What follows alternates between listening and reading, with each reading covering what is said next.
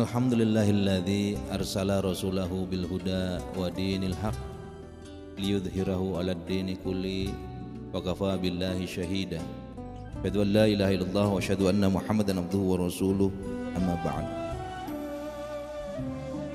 Dalil untuk mengucapkan subhanallah atau tasbih untuk mengingatkan imam dalam sholat berjamaah. Tentang hadis tersebut dari Sahal bin Sa'ad As-Sa'di, ia berkata, kana qitalun baina bani amrin fabalagha dzalika an-nabiy sallallahu alaihi wasallam fa salat dhuhra thumma atahum yuslihu bainahum. Telah terjadi peperangan antara Bani Amr, lalu berita itu sampai kepada Nabi sallallahu alaihi wasallam. Maka Nabi sallallahu alaihi wasallam mendirikan salat zuhur, kemudian Nabi datang kepada mereka untuk mendamaikannya. Walamma hadarat salatul asri fa'adzana Bilalun wa aqama wa amara Abu Bakrin fataqaddama. Tatkala tiba waktu salat asar, Bilal beradzan dan qamat, dan Nabi SAW perintahkan Abu Bakar untuk menjadi imam, lalu Abu Bakar pun maju.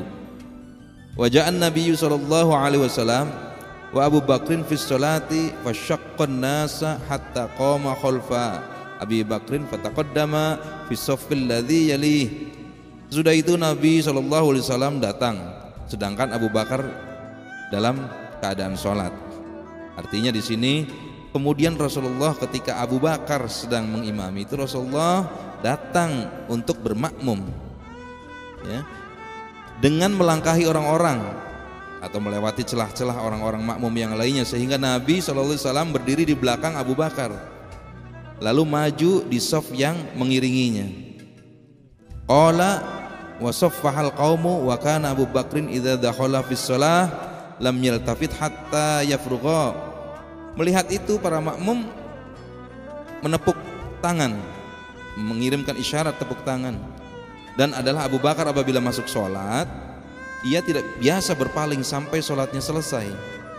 Falamma ra'at fiha la yumsaku alaihi al-iltafata fara'an Nabiy sallallahu alaihi wasallam animdih. Maka tatkala tepukan itu tidak dapat ditahan lagi, artinya terus menerus makmum menepuk tangannya, Abu Bakar pun berpaling melihat. Lalu dilihatnya Nabi berada di belakangnya. Wa auma'a biyadihi hakadha. Maka Nabi sallallahu alaihi wasallam memberi isyarat kepadanya, teruskanlah, dengan mengisyaratkan dengan tangannya tadi. Wala bitha Abu Bakrin hunayyatan madullaha ala qaulin Nabi sallallahu alaihi wasallam thumma masyal qahqa. Abu Bakar diam sebentar memuji Allah atas isyarat Nabi itu, kemudian Abu Bakar mundur. Falama ra'an Nabi sallallahu alaihi wasallam dzalika taqaddama fa shallan Nabi sallallahu alaihi wasallam.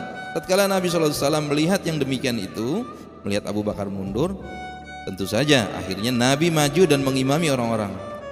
Falamma qadha sholatuhu qala, setelah menyelesaikan salat tersebut, Nabi sallallahu alaihi wasallam bersabda, ya Abu Bakrin, ma mana'aka id auma'tu ilaika an la takunna madhaita. Wahai Abu Bakar, apa yang menghalangimu sehingga engkau tidak mau meneruskan, engkau mengimami ketika aku memberi isyarat kepadamu? Qala, Abu Bakar menjawab, lam yakun li ibni Abi Quhafah an ya'umman Nabiy sallallahu alaihi wasallam. Tidak patut bagi anak Nabi, anak Abi Quhafah mengimami Nabi.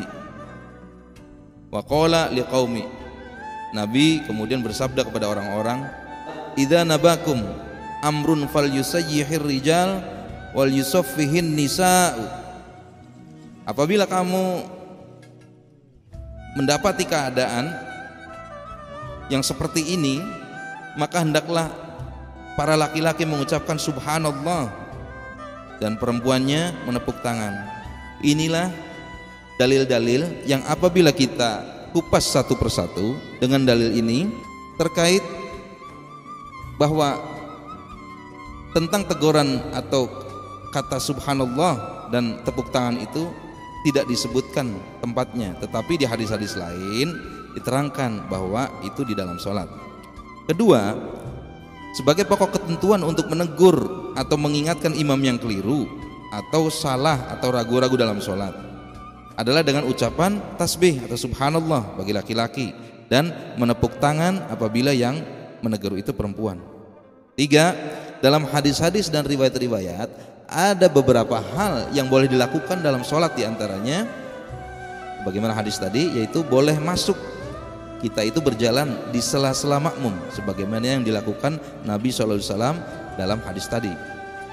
B, boleh memberi isyarat sebagai riwayat di atas, artinya isyarat dengan tangan.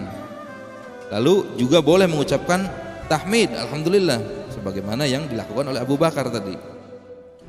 Dalam riwayat lain, hadis riwayat Ahmad dan yang lain, disebutkan bahwa boleh membunuh binatang yang berbahaya. Misalkan ketika kita sholat ada binatang yang membahayakan kita atau sangat jijik kita itu dengannya, yang apabila kita lanjutkan sholat akan menjadi rusak sholat kita, maka bunuh saja dulu binatang itu atau singkirkan.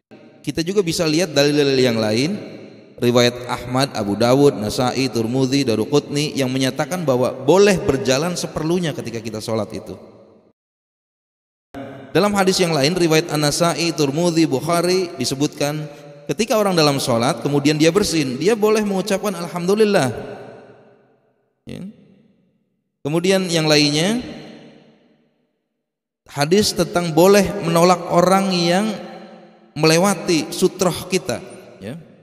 Yang melewati sutroh kita itu kita halangi dengan tangan kita.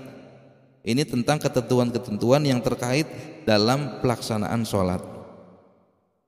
Jadi dengan dalil tadi ini menunjukkan bahwa mengucapkan tasbih dalam mengingatkan kekeliruan yang dilakukan oleh imam, hadisnya adalah yang disebutkan tadi di atas.